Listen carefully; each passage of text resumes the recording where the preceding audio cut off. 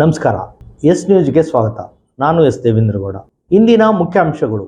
ಭೂಮಾನಂದ ಕೊಲೆ ಅಪರಾಧಿಗಳಿಗೆ ಕಠಿಣ ಶಿಕ್ಷೆಗೆ ಆಗ್ರಹಿಸಿ ಆಗಸ್ಟ್ 24ರ ಹೋರಾಟಕ್ಕೆ ಪ್ರಗತಿಪರ ಸಂಘಟನೆಗಳ ಒಕ್ಕೂಟದ ಬೆಂಬಲ. ನಾಟಕ ಅಕಾಡೆಮಿ ಪ್ರಶಸ್ತಿ ಪ್ರಕಟ. ರಾಯಚೂರು ಜಿಲ್ಲೆ ಸೇರಿದಂತೆ ಹಲವು ಜಿಲ್ಲೆಗಳಿಗೆ ಅನ್ಯಾಯ. ರಾಷ್ಟ್ರೀಯ ಅಧ್ಯಕ್ಷ ಮಲ್ಲಿಕಾರ್ಜುನ್ ಖರ್ಗೆ ಅವರಿಗೆ ಅವಮಾನ. ಬಲಗೈ ಜಾತಿಗಳ ಒಕ್ಕೂಟದಿಂದ ಸುದ್ದಿಗೋಷ್ಠಿ ಹಾಗೂ ಪ್ರತಿಭಟನೆ. ಅಕ್ರಮ ಚಟುವಟಿಕೆಗಳ ನಿಯಂತ್ರಣಕ್ಕೆ ಕಟ್ಟುನಿಟ್ಟಿನ ಕ್ರಮಕ್ಕೆ ಎಂಎಲ್ಸಿ ಬಸನಗೌಡ ಬಾದರ್ಲಿ ಒತ್ತಾಯ. ಮಹಿಳೆಯರು ಮಾನಸಿಕ ಖಿನ್ನತೆಗೆ ಒಳಗಾಗಬಾರದು. ವಿದ್ಯಾರ್ಥಿನಿಯರಿಗೆ ಗೀತಾ ಹಿರೇಮಠ್ ಸಲಹೆ.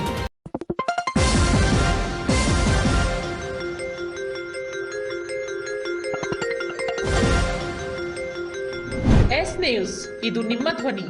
ವಾರ್ತೆಗಳ ವಿವರ.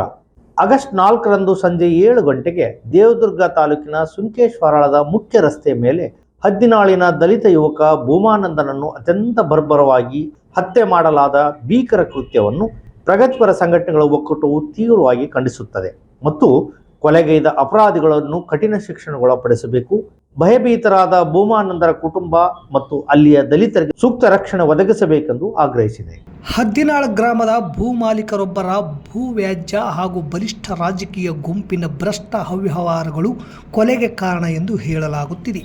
ಮೇಲ್ವರ್ಗದ ಬಲಿಷ್ಠ ಶಕ್ತಿಗಳು ತಮ್ಮ ಅಧಿಕಾರ ಆಸ್ತಿ ರಕ್ಷಿಸಿಕೊಳ್ಳಲು ತಳ ಸಮುದಾಯಗಳ ಮಧ್ಯೆ ಹುಟ್ಟು ಹಾಕುವ ಸಂಘರ್ಷಗಳಿಗೆ ದಲಿತರು ದುರ್ಬಲರು ಬಲಿಯಾಗುತ್ತಾ ಬಂದಿರುವುದಕ್ಕೆ ಭೂಮಾನಂದನ ಕೊಲೆ ಕೂಡ ದೊಡ್ಡ ಸಾಕ್ಷಿಯಾಗಿದೆ.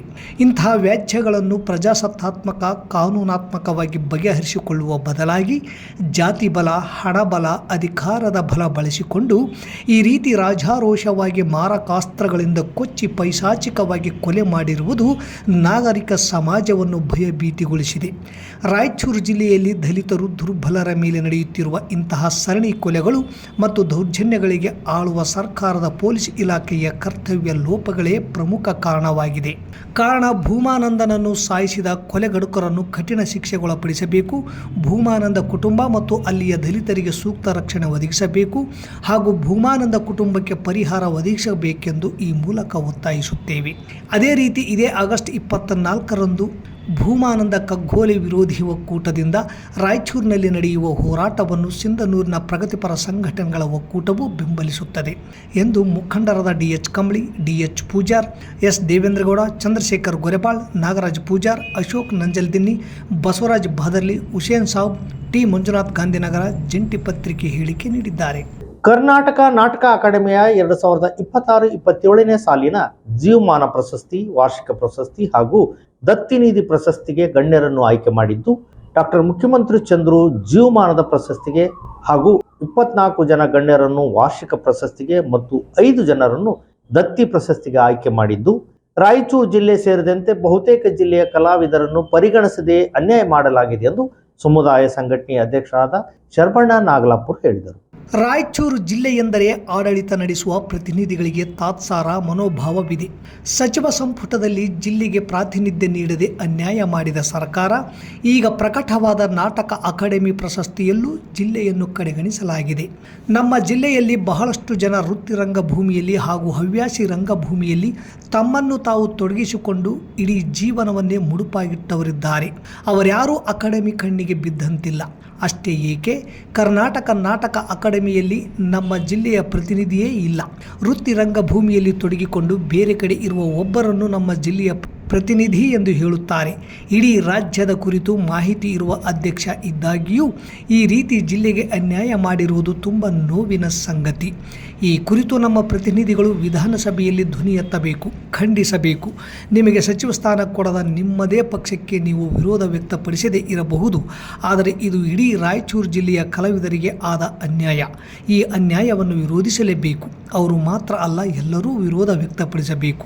ರಾಯಚೂರು ಜಿಲ್ಲೆಯ ಕಲಾವಿದರನ್ನು ಪರಿಗಣಿಸದೇ ಇರುವ ಕರ್ನಾಟಕ ನಾಟಕ ಅಕಾಡೆಮಿಯ ನಡೆಯನ್ನು ನಾವು ಖಂಡಿಸುತ್ತಿದ್ದೇವೆ ಎಂದು ಸಮುದಾಯ ಸಂಘಟನೆಯ ಸಿಂಧನೂರು ಘಟಕದ ಅಧ್ಯಕ್ಷರಾದ ಶರಬಣ್ಣ ನಾಗಲಾಪುರ್ ಹಾಗೂ ಕಾರ್ಯದರ್ಶಿ ಎಸ್ ದೇವೇಂದ್ರಗೌಡ ಹೇಳಿದರು. ಕಾಂಗ್ರೆಸ್ ಪಕ್ಷದ ರಾಷ್ಟ್ರೀಯ ಅಧ್ಯಕ್ಷರಾದ ಮಲ್ಲಿಕಾರ್ಜುನ್ ಖರ್ಗೆ ಅವರಿಗೆ ಅವಮಾನ ಮಾಡಿದ್ದನ್ನು ಖಂಡಿಸಿ ರಾಜ್ಯ ಬಲಗೈ ಜಾತಿಗಳ ಒಕ್ಕೂಟದಿಂದ ನಗರದಲ್ಲಿ ಪ್ರತಿಭಟನೆ ಮಾಡಿಸಿ ತಹಶೀಲ್ದಾರ್ ಮೂಲಕ ರಾಷ್ಟ್ರಪತಿಗಳಿಗೆ ಮನವಿ ಸಲ್ಲಿಸಲಾಯಿತು. ಕಾಂಗ್ರೆಸ್ ಪಕ್ಷದ ರಾಷ್ಟ್ರೀಯ ಅಧ್ಯಕ್ಷರಾದ ಮಲ್ಲಿಕಾರ್ಜುನ್ ಖರ್ಗೆಯವರು ಭಾಷಣ ಮಾಡಿದ ಸ್ಥಳವನ್ನು ಶುದ್ಧೀಕರಣ ಮಾಡಿದ ಮನುವಾದಿ ಸಂವಿಧಾನ ವಿರೋಧಿ ಬಿಜೆಪಿ ಕೇಂದ್ರ ಸರ್ಕಾರದ ಧೋರಣೆಯನ್ನು ಕರ್ನಾಟಕ ರಾಜ್ಯ ಬಲಗೈ ಜಾತಿಗಳ ಒಕ್ಕೂಟ ತೀವ್ರವಾಗಿ ಖಂಡಿಸಿದೆ. ಕಾಂಗ್ರೆಸ್ ಪಕ್ಷದ ರಾಷ್ಟ್ರೀಯ ಅಧ್ಯಕ್ಷರು ಭಾಷಣ ಮಾಡಿದರೆಂದು ಶುದ್ಧೀಕರಣ ಮಾಡಿದರೆ ಇನ್ನು ಸಾಮಾನ್ಯ ದಲಿತರ ಪರಿಸ್ಥಿತಿ ಹೇಗೆ? ಖರ್ಗೆ ಅವರಿಗಾದ ಅವಮಾನ ಇಡೀ ದೇಶಕ್ಕಾದ ಅವಮಾನ. ಇಂಥ ಸ್ಥಳ ಶುದ್ಧೀಕರಣ ಮಾಡಿದವರ ಮೇಲೆ ಪ್ರಕರಣ ದಾಖಲಿಸಿಕೊಂಡು ಕಠಿಣ ಕ್ರಮ ಕೈಗೊಂಡು ಇನ್ನು ಮುಂದೆ ಇಂತಹ ಪ್ರಕರಣಗಳು ಆಗದಂತೆ ನೋಡಿಕೊಳ್ಳಬೇಕೆಂದು ನಗರದ ಪತ್ರಿಕಾ ಭವನದಲ್ಲಿ ಹಾಗೂ ತಹಸೀಲ್ದಾರ್ ಕಚೇರಿಯ ಆವರಣದಲ್ಲಿ ಪ್ರತಿಭಟನಾಕಾರರು ರಾಷ್ಟ್ರಪತಿಗಳಿಗೆ ಮನವಿ ಸಲ್ಲಿಸಿ ಒತ್ತಾಯ ಮಾಡಿದರು. ಈ ಸಂದರ್ಭದಲ್ಲಿ ಸಿದ್ದಪ್ಪ ಸೋಮಲಾಪುರ್, ಅಂಬಣ್ಣ ಮಲ್ಲಾಪುರ್, ನಿರ್ಪಾದಿ ಶಾಸಲ್ಮರಿ, ಅಯ್ಯಪ್ಪ ವಕೀಲರು, ಹುಸೇನಪ್ಪ ಗೊರೆಪಾಳ್, ಮಾರ್ಯಪ್ಪ ರಾಮತ್ನಾಳ್, ವೀರೇಶ್ ಕುನ್ನಟಗಿ, ವೀರೇಶ್ ಬೂದಿಹಾಳ್ ಕ್ಯಾಂಪ್, ವೀರೇಶ್ ಬೂದಿವಾಳ್, ಶ್ರೀಧರ್ ಬಾದರ್ಲಿ, ಆನಂದ್ ಸೋಮಲಾಪುರ, ಹನುಮಂತ ಮಲ್ಲಾಪುರ್, ಮುನಿಯಪ್ಪ, ಬಾಲರಾಜ್ ಉರ್ಪಾಪುರ್, ಪಂಪಪತಿ ಸಾಸಲಮರಿ, ಅಂಬಣ್ಣ ಬೂದಿವಾಳ್, ಉಚ್ಚಪ್ಪ ಬೂದಿವಾಳ್ ಹಾಗೂ ಮುಖಂಡರಾದ ವೀರೇಶ್ ಹಂಚಿನಾಳ್, ಕೆ ಹನುಮಂತ ಗೋಮರ್ಸಿ, ನರಸಪ್ಪ ಕಟ್ಟಿಮನಿ, ಶರಣಬಸವ, ದುರ್ಗಪ್ಪ, ಶರಣಪ್ಪ ಸೋಮನಾಳ್, ಶೇಖರಪ್ಪ, ಬಾಲಪ್ಪ, ಪರಸಪ್ಪ ಕುನ್ನಟಗಿ, ಪಂಪಪತಿ ಬೂದಿವಾಳ್, ಹನುಮಂತ ಬಳಗನೂರ್, ಶ್ಯಾಮಣ್ಣ ಗುಂಜಳಿ, ಹುಸೇನಪ್ಪ ಬಸವರಾಜ್ ಸೇರಿದಂತೆ ಅನೇಕರಿದ್ದರು. ಅಂತ ಒಬ್ಬ ಮಹಾನ್ ನಾಯಕರು ಜಾರ್ಖಂಡ್ನಲ್ಲಿ ಮಾತಾಡಿ ಭಾಷೆ ಮುಗಿಸಿ ಬಂದ ನಂತರ ಮನವಾದಿಗಳು ಆ ತಮ್ಮ ಭಾಷೆಯನ್ನು ಮುಗಿಸಿ ಮನೆಗೆ ಬರ್ತಕ್ಕಂಥ ಬಂದ ಮೇಲೆ ಮನವಾದಿಗಳು ಆ ಒಂದು ಸ್ಥಳವನ್ನು ತಮ್ಮ ಒಂದು ಮನವಾದದ ವಿಕೃತಿಯಿಂದ ಅದನ್ನು ಗಂಜಲ ಹಾಕುವುದರ ಮುಖಾಂತರ ಆ ಸ್ಥಳವನ್ನು ಸ್ವಚ್ಛತೆ ಮಾಡುತ್ತಾರೆ. ಇದು ಸಮಾಜಕ್ಕೆ ಮತ್ತು ಇಡೀ ದೇಶ ಒಂದು ತಲೆತಗ್ಗಿಸುವಂತ ವಿಚಾರವಾಗಿದೆ. ಇಷ್ಟಾದರೂ ಸಹಿತವಾಗಿ ಕೇಂದ್ರ ಸರ್ಕಾರ, ಬಿಜೆಪಿ ಸರ್ಕಾರ ಖಂಡನೆ ಮಾಡಿದ ವಿನಃ ಅವ್ರನ್ನ ಯಾರನ್ನೂ ಬಂಧಿಸೋ ಪ್ರಯತ್ನ ಮಾಡಿಲ್ಲ. ಅದ್ರ ಯಾಕೆ ಬಂಧಿಸೋ ಪ್ರಯತ್ನ ಮಾಡಿಲ್ಲ ಅಂತಂದ್ರೆ ಅವರು ಮನವಾದಿಗಳು ಮ್ಯಾಲೆ ಕೂತಿದ್ದಾರೆ ಆಳಕ್ಕ. ಆ ಒಂದು ದೃಷ್ಟಿ ಇಟ್ಕೊಂಡು ಅವರು ನಮ್ಮನ್ನು ಅಸ್ಪೃಶ್ಯತೆಯನ್ನು ಈ ದೇಶದಲ್ಲಿ ಬೇರೂರಲು ಬಹಳಷ್ಟು ಪಣತೊಟ್ಟು ಈಗ ಶ್ರಮಿಸಕತ್ತಾರೆ ಅಂದ್ರೆ ತಪ್ಪಾಗಲಾರದು. ಯಾಕೆ ಈ ತರ ನಡೀತಿದೆ ಈ ದೇಶದಲ್ಲಿ ಅಂದ್ರೆ ಸುಮಾರು 75-76 ವರ್ಷಗಳು ಸಂವಿಧಾನ ಜಾರಿಗೆ ಬಂದಾಗಿದೆ. 80 ವರ್ಷಗಳು ನಮಗೆ ಸ್ವಾತಂತ್ರ್ಯ ಸಿಕ್ಕಾದರೂ ಸಹಿತವಾಗಿ ಈ ದೇಶದಲ್ಲಿ ಇನ್ನೂ ಅಸ್ಪೃಶ್ಯತೆ ತಾಂಡವಾಡ್ತಿದೆ ಅಂದ್ರೆ ಇಡೀ ಸಮಾಜ ತೆರೆತಗಿಸುವಂತ ಒಂದು ವಿನಯ ಕೃತ್ಯ ಅಂದ್ರೆ ತಪ್ಪಾಗಲಾರದು. ಬೆಂಗಳೂರಿನ ವಿಧಾನ ಪರಿಷತ್ ಅಧಿವೇಶನದಲ್ಲಿ ತಾಲೂಕಿನಲ್ಲಿ ನಡೆಯುತ್ತಿರುವ ಅಕ್ರಮ ಚಟುವಟಿಕೆಗಳ ಕುರಿತು ಸರ್ಕಾರದ ಗಮನ ಸೆಳೆದ ವಿಧಾನ ಪರಿಷತ್ ಸದಸ್ಯರಾದ ಬಸನಗೌಡ ಬಾದರ್ಲಿ ಅವರು ಅಕ್ರಮ ಚಟುವಟಿಕೆಗಳಿಗೆ ಕಡಿವಾಣ ಹಾಕಲು ಕಟ್ಟುನಿಟ್ಟಿನ ಕ್ರಮ ಕೈಗೊಳ್ಳುವಂತೆ ಗೃಹ ಸಚಿವರನ್ನು ಒತ್ತಾಯಿಸಿದರು. ತಾಲೂಕಿನಲ್ಲಿ ಡ್ರಗ್ಸ್, ಗಾಂಜಾ, ಓಸಿ, ಇಸ್ಪೀಟ್, ಅಕ್ರಮ ಮರಳು ಸಾಗಾಟ ಹಾಗೂ ಆನ್ಲೈನ್ ಜೂಜಾಟಕ್ಕೆ ಸಂಬಂಧಿಸಿದಂತೆ ಇದುವರೆಗೆ ಎಷ್ಟು ಪ್ರಕರಣಗಳು ದಾಖಲಾಗಿವೆ, ಪ್ರಕರಣಗಳಲ್ಲಿ ಭಾಗಿಯಾಗಿರುವ ಆರೋಪಿಗಳ ವಿರುದ್ಧ ಯಾವ ರೀತಿಯ ಕಾನೂನು ಕ್ರಮ ಕೈಗೊಳ್ಳಲಾಗಿದೆ ಎಂಬ ಕುರಿತು ಸರ್ಕಾರದಿಂದ ಮಾಹಿತಿ ಕೇಳಲಾಯಿತು. ಅದೇ ರೀತಿ ತಾಲೂಕಿನಲ್ಲಿ ಇದುವರೆಗೆ ಎಷ್ಟು ಪ್ರಮಾಣದ ಡ್ರಗ್ಸ್ ಹಾಗೂ ಗಾಂಜಾವನ್ನು ಪತ್ತೆ ಹಚ್ಚಿ ವಶಪಡಿಸಿಕೊಳ್ಳಲಾಗಿದೆ, ವಶಪಡಿಸಿಕೊಂಡ ಮಾದಕ ವಸ್ತುಗಳನ್ನು ಎಲ್ಲಿ ಮತ್ತು ಯಾವ ಇಲಾಖೆಯ ವಶದಲ್ಲಿ ಶೇಖರಿಸಿಡಲಾಗಿದೆ ಎಂಬ ಬಗ್ಗೆಯೂ ಮಾಹಿತಿ ಪಡೆಯಲಾಯಿತು.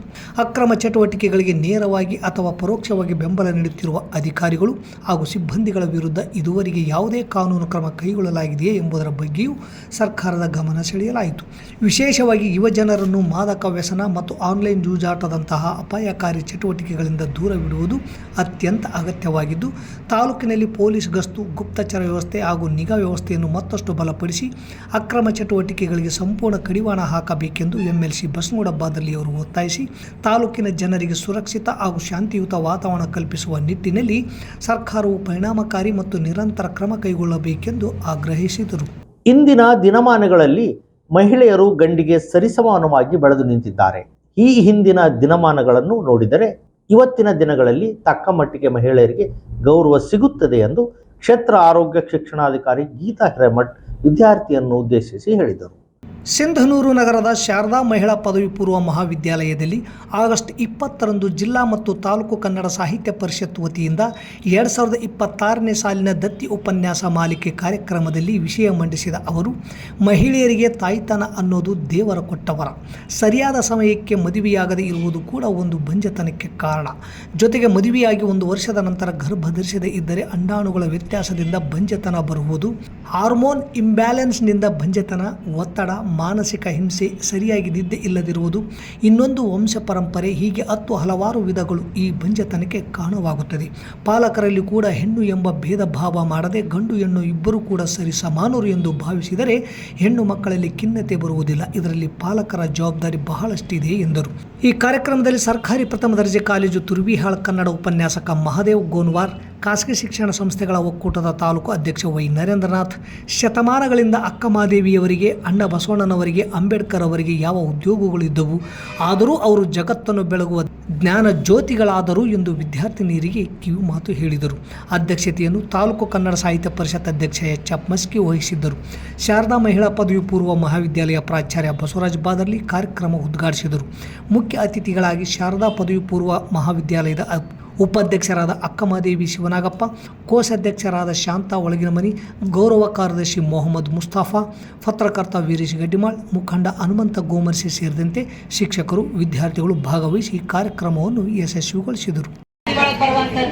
ಆಮೇಲೆ ತಾರತಮ್ಯ ನಿಷೇಧ ಹಕ್ಕು, ಇದು ತಾರತಮ್ಯ ಮಾಡುವಂತದ್ದು, ಲಿಂಗಭೇದ ಮಾಡುವಂತದ್ದು. ಇವಾಗ ನೋಡಿ, ಒಂದ್ ಮನೆ ಇರುತ್ತೆ, ಮನೆಯೊಳಗ ಇಬ್ರು ಗಂಡ್ಮಕ್ಳು ಇಬ್ರು ಹೆಣ್ಮಕ್ಳು ಇದ್ರೆ ಗಂಡ್ಮಕ್ಳಿಗೆ ಜಾಸ್ತಿ ಏನ್ ಮಾಡ್ತಾರೆ, ಹೆಚ್ಚಾಗಿ ಪ್ರಾಶಸ್ತ್ಯ ಕೊಡ್ತಾರೆ, ಹೆಣ್ಮಕ್ಳಿಗೆ ಅಷ್ಟು ಕೊಡೋದಿಲ್ಲ. ಯಾಕಂದ್ರೆ ಮಗ ವಂಶೋದ್ಧಾರಕ, ಮತ್ತೆ ಮಗ ಏನಂದ್ರೆ ಫುಲ್ ಎಲ್ಲಾನು ವಾರಸ್ದಾರ ಅಂತ ಹೇಳಿ, ಆಸ್ತಿಗೆ ವಾರಸ್ದಾರ ಮಗ, ನನ್ನ ನಂತರ ನನ್ನ ಮಗನೇ ಬರ್ಬೇಕು ಅನ್ನೋದೊಂದು ಇದಿರುತ್ತೆ. ಹಾಗ ಅದು ಒಂದು ಇದು ಅಂತ ಶೋಷಣೆಗಳಲ್ಲಿ ಕೆಲವು ಸಲ ಏನಂತ ಹಳ್ಳಿಗಳಲ್ಲಿ ಅಂದ್ರೆ ಅವ್ರ ಭೌತಿಕ ಮಟ್ಟ ಕಡಿಮೆ ಇದ್ದಾಗ ಆ ತರನು ಕೂಡ ನಾವೇನ್ ಮಾಡ್ತೀವಿ, ಹಿಂದುಳಿದು ಅದನ್ನ ಅನುಭವಿಸುವಂತದ್ದು. ಈ ತರ ಒಂದು ಹೋಗ್ಲಾಡಕ್ಕೆ ಒಂದು ಲಿಂಗ ತಾರತಮ್ಯ ಒಂದು ಸಮಾನತೆಯನ್ನು ತಂದಿರುವಂತದ್ದು. ಅದು ಯಾವ ಇದ್ರಲ್ಲಿ ಬರುತ್ತೆ ಅಂದ್ರೆ 15ನೇ ವಿಧಿಯಲ್ಲಿ ಬರುವಂತದ್ದು ಸ್ವಾತಂತ್ರ್ಯ ಹಕ್ಕು. ಆಯ್ತಾ, ಇದು 21ನೇ ಕಲಮಲ್ಲಿ ಬರುವಂತದ್ದು. ಆಮೇಲೆ ಪೋಕ್ಸೋ ಕಾಯ್ದೆ ಅಂತ ಗೊತ್ತಿದೆ, ಅದು ಕಾನೂನಾತ್ಮಕವಾಗಿ ಯಾರಿಗಾದ್ರೂ ಡಿಗ್ರಿ ಕಾಲೇಜಿಗೆ PUC ಪಾಸ್ ಆದ ಎಲ್ಲ ಹುಡುಗಿಯರು ಅಡ್ಮಿಷನ್ ಮಾಡಿಸ್ತಾರೆ ಅಂತ ಅಂಕಿಅಂಶಗಳೇ ಉನ್ನತ ಶಿಕ್ಷಣ ಇಲಾಖೆ ವರದಿಗಳು ನಮ್ಗೆ ಇವತ್ತಿಗೂ ಏನಾಗಿದ್ದಾರೆ, ಸಿಗ್ಲಿಕ್ಕೆ ಅವಕಾಶಗಳು ಇದಾವೆ. ಆದ್ರೂ ಸಹ ನಾವೆಲ್ಲ ಆ ಶಿಕ್ಷಣ ಪಡ್ಕೊಂಡು ನಾವ್ ಎಲ್ಲಿಗೆ ಹೋಗ್ತೀವಿ? ಶಿಕ್ಷಣದ ಮೂಲ ಉದ್ದೇಶ ಉದ್ಯೋಗನ ಅಲ್ಲ. ಆಶ್ರಮ ಶಾಲೆಗಳ ಶಿಕ್ಷಣದಿಂದ ಹಿಡಿದು ಇಲ್ಲಿವರೆಗೂ ಶಿಕ್ಷಣದ ಮೂಲ ಉದ್ದೇಶ ಅಂಕ ಗಳಿಸೋದು ಅಲ್ಲ, ಉದ್ಯೋಗ ಪಡೆಯೋದು ಅಲ್ಲ, ಐಶ್ವರ್ಯ ಜೀವನವೂ ಅಲ್ಲ. ಹಾಗಾದ್ರೆ ಏನು, ಇವತ್ತು ನಾವ್ ಯಾವ್ದ್ರ ಮೇಲೆ ಹತ್ತಿದ್ದೀವಿ? ಶಿಕ್ಷಣದ ಮೂಲ ಉದ್ದೇಶ ಜ್ಞಾನದ ಆಸ್ವಾದವನ್ನು ಮಾಡುವುದು, ಜ್ಞಾನವನ್ನು ಗಳಿಸುವುದು. ಅದಕ್ಕೆ ಸರ್ಕಾರಗಳು, ಇಲಾಖೆಗಳು ನಮಗೆ ಮಾರ್ಕ್ಸ್ ಕೊಡ್ತವೆ. ಉದ್ಯೋಗ ಸೃಷ್ಟಿ ಶಿಕ್ಷಣದ ಮೂಲ ಉದ್ದೇಶ ಅಲ್ಲ ಅನ್ನುವಂಥದ್ದು ಜಗಜ್ಜಾಹೀರು. ಆದ್ರೆ ನಾವು ಬೆನ್ನತ್ತಿರೋದು ಅಕ್ಷರ ಕಲ್ತ್ರನೇ ನಮ್ಮ ಬದುಕು ಬಂಗಾರ ಆಗುತ್ತೆ ಅನ್ನುವಂಥದ್ದು. ಬಸವಣ್ಣವ್ರಿಗೆ ಯಾವ ಉದ್ಯೋಗ ಇತ್ತು, ಅಕ್ಕಮಹಾದೇವಿಯವರಿಗೆ ಯಾವ ಉದ್ಯೋಗ ಇತ್ತು, ಅಂಬೇಡ್ಕರ್ ಅವರಿಗೆ ಯಾವ ಉದ್ಯೋಗ ಇತ್ತು? ಅವರು ಜಗತ್ತಿನ ಬೆಳಗುವ ಜ್ಞಾನದ ದೀಪಗಳು. ದೇವರಾಜ ಅರಸು ಅವರು ಕರ್ನಾಟಕ ರಾಜ್ಯ ಕಂಡ ಮುತ್ಸದ್ದಿ ರಾಜಕಾರಣಿ. ಅವರು ಮುಖ್ಯಮಂತ್ರಿಯಾದ ಅವಧಿಯಲ್ಲಿ ಕಂಡಂಥ ಸಾಮಾಜಿಕ ಕ್ರಾಂತಿಗಳು ಹಾಗೂ ಉಳುವವನೇ ಭೂಮಿ ಒಡೆಯ ಎಂಬ ಯೋಜನೆ ತಂದವರು ಎಂದು ತಹಸೀಲ್ದಾರ್ ಅರುಣ್ ಕುಮಾರ್ ದೇಸಾಯಿ ಹೇಳಿದರು.